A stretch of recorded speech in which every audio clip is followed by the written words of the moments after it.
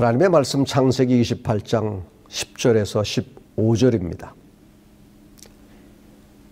야곱이 브엘세바에서 떠나 하란으로 향하여 가더니 한 곳에 이르러는 해가 진지라.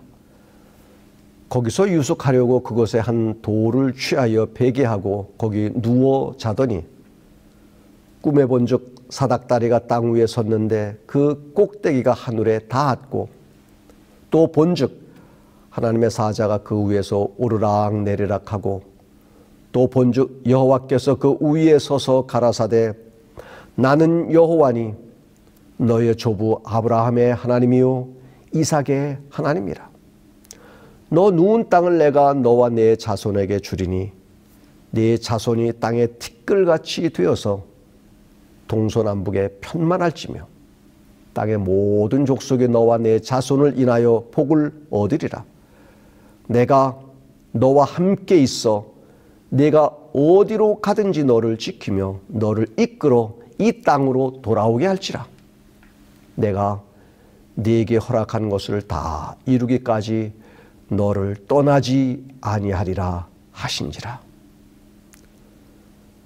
내가 어디로 가든지 너를 지키며 라는 제목으로 함께 은혜를 받고자 합니다. 아버지를 속이고 형을 속여 더 이상 집에서 살아갈 수 없게 된 야곱은 마침내 집을 떠나 멀리 외삼촌 집을 향해 도망길에 나서게 됩니다. 이제는 고향을 떠나고 부모 곁을 떠나야 합니다. 그의 생존을 위하여는 이 길만이 살 길이었습니다. 형인 에서의 분노로 인하여 죽음의 위협을 느낀 야곱은 도망자의 신세가 되어 아버지의 집을 나서게 된 것입니다. 그러나 야곱이 외로운 도망길에 올랐을 때 마음에는 이루 말할 수 없는 깊은 고민이 있었습니다. 그는 손에 지팡이만 쥔 채 가진 것 하나도 없이 돌아오리라는 어떠한 보장도 없이 한 번도 가보지 않은 멀고 먼 외삼촌 집을 향하여 길을 떠난 것입니다. 가책과 겁에 질린 야곱은 분노한 형이 자신을 따라오지 못하도록 사람들을 피하여 낯설고 외진 길로 들어섰습니다. 그는 하나님께서 그에게 주시고자 하시는 축복을 영원히 잃어버릴까 봐 두려웠습니다. 길을 떠난 이튿날 저녁에 야곱은 아버지의 장막에서 멀리 떨어져 있는 자신을 발견한 것입니다. 자신이 쫓겨난 사람이라는 것을 느끼고 이 모든 재난이 자신의 잘못된 행동으로 인하여 이르렀다는 것을 알게 됐습니다. 절망의 어두움이 그의 영혼을 억누른 것입니다. 그러나 그는 심히 외로워서 전에는 결코 느껴보지 못했던 하나님의 보호의 필요를 간절히 소망했습니다. 깊은 겸비로 눈물을 흘리며 그는 자신의 죄를 자복하고 그가 완전히 버림을 당하지 않았다는 어떤 증거를 하나님께 간청했습니다. 야곱은 자신감을 다 잃어버리고 그의 조상의 하나님이 자신을 버리셨다고 두려워했습니다. 그러나 하나님께서는 야곱을 버리시지 않으셨습니다. 그분의 긍휼은 여전히 과오를 범하고 의심이 많은 야곱과 함께하고 계셨습니다. 주께서는 자비롭게도 야곱이 바로 필요로 한 구주를 나타내 보이셨습니다. 그것이 사닥다리로 나타난 것입니다. 오늘 본문에 나타나는 세 단어를 주목해 보고자 합니다. 첫째입니다. 10절에 떠나라고 말합니다. 살고 죽는 것이 떠나는데 달려 있었습니다. 떠나면 사는 것이고 떠나지 않으면 죽게 될지도 모릅니다. 야곱이 그러하였습니다. 야곱은 형인 에서를 속이고 장자의 명분을 얻었지만 분개한 형으로부터 죽음의 위협을 느꼈습니다. 지체하면 죽게 될지도 모릅니다. 속히 떠나야 합니다. 마침내 야곱은 태어나서 자란 곳, 부모 형제와 자기를 그렇게 사랑해 주었던 어머니 리브가를 떠나 약 800km 정도 떨어진 외삼촌 집을 향했습니다. 떠나는 것은 괴로운 것이요 고통의 길입니다. 그것이 안정되고 편안함을 누릴 수 있는 곳에서 떠나는 것은 더욱 괴로운 것입니다. 미래가 불안하고 두렵습니다. 그러나 떠나야 합니다. 그가 살 수 있는 길은 떠나는 길 외에 다른 선택의 길이 없었습니다. 떠나야 새로운 삶을 살 수가 있는 것입니다. 창세기 12장 1절에 보면 여호와께서 아브라함에게 이르시되 너는 너의 본토 친척 아비 집을 떠나 내가 네게 지시할 땅으로 가라고 말씀합니다. 아브라함도 떠났습니다. 더 나은 길을 위하여 정든 땅을 떠난 것입니다. 모든 것을 버리고 아무것도 보장되지 않았지만 하나님의 말씀만 순종하고 떠난 것입니다. 그래야 하나님의 뜻을 받들 수가 있고 믿음의 조상이 될 수 있었던 것입니다. 다시 창세기 19장 14절은 이렇게 말씀합니다. 롯이 나가서 그 딸과 종원한 사위들에게 고하여 이르되 여호와께서 이 성을 멸하실 터이니 너희는 일어나 이 곳에서 떠나라 하되 그 사위들이 농담으로 여겼다. 곧 멸망당할 소돔성으로부터 떠나야 살 수 있는데 떠나라는 말을 농담으로 여긴 사위들은 소돔성과 함께 죽음을 당하고 말았습니다. 떠나야 할 때 떠나지 않으면 죽음의 길밖에 없는 것입니다.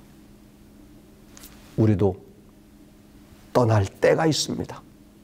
떠날 곳이 있는 것입니다. 우린 죄로부터 떠나야 합니다. 죄가 나를 덮치고 침몰시키기 전에 죄에서 떠나야 합니다.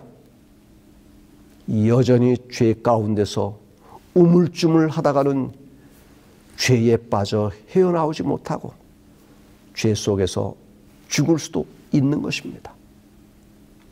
죄를 짓기 쉬운 모든 유혹으로부터 떠나야 합니다. 죄를 지을 가능성이 있는 온갖 유혹의 그늘로부터 떠나야 합니다. 유혹이 있음에도 불구하고 그대로 머무르면 죄를 짓게 되어 마침내는 헤어나오지 못하고 그 속에서 침몰되고 마는 것입니다.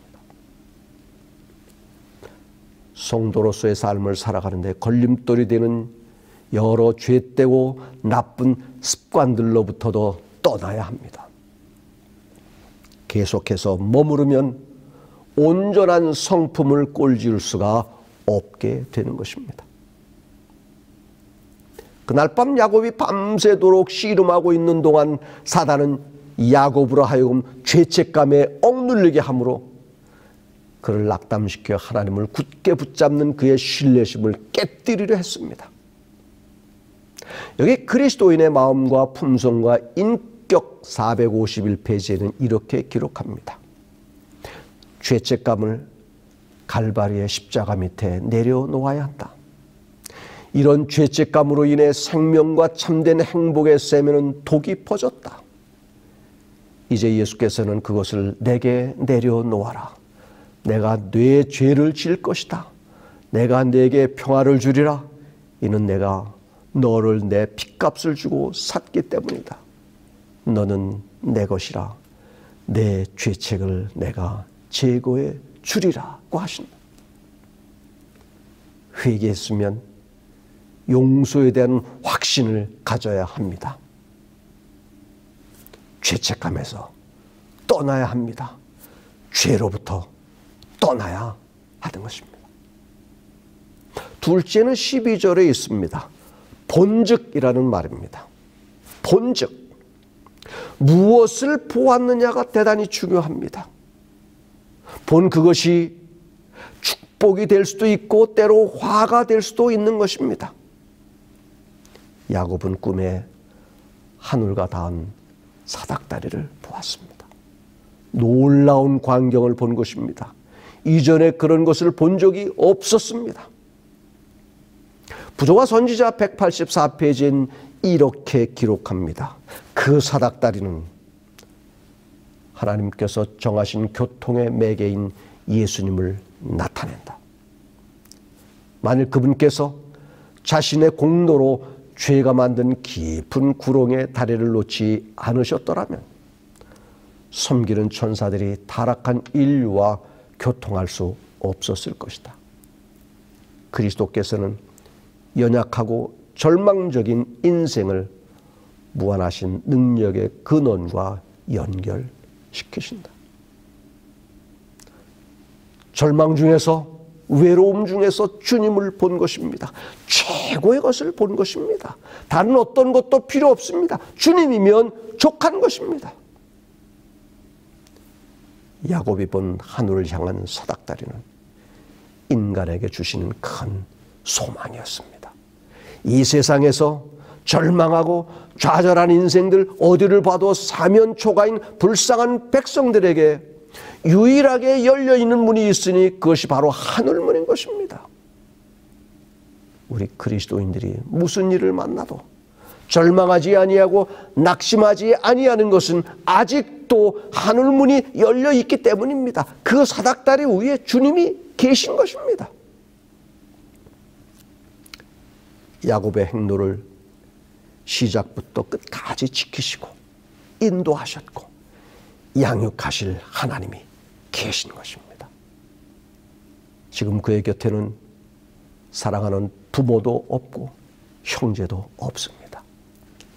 아무도 없습니다.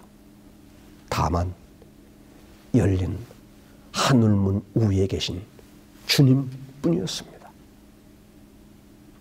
이 점을 잊지 말아야 합니다. 가장 결정적인 순간에 여러분 곁에 있을 분이 누굴까요? 오직 주님뿐이십니다. 우리가 살아갈 때 답답할 때가 있습니다. 절망적일 때가 있는 것입니다.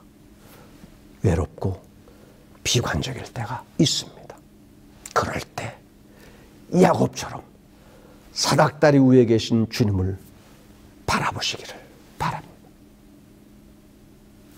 가정과 건강 292페이지에 이렇게 기록합니다. 유혹이 그대를 엄습할 때, 근심과 걱정이 그대를 둘러쌀 때, 좌절당하고 낙심되어 절망 상태에 빠지고자 할 때 예수님을 바라보라. 그리하면 그대를 둘러싸고 있는 어두움이 그분께서 임재하시는 밝은 빛에 의하여 사라지고 말 것이다. 셋째입니다. 15절에 있는 어디로 가든지라는 말입니다. 비록 부모를 떠나 먼 길을 가는 야곱이었지만 그는 홀로 가지 않았습니다. 어디로 가든지 함께 하시겠다는 하나님의 약속을 가지고 떠났습니다. 천군 만마와 함께 하는 것보다 하나님이 함께 하시는 것이 더 나은 것입니다. 야곱에게는 선한 인도자와 선한 보호자가 있었던 것입니다. 그는 비록 아버지의 집을 떠나 방랑하고 있었지만 여전히 하나님의 친절한 보살핌 속에 머물러 있고 거룩한 천사가 돌보고 있음을 알았던 것입니다.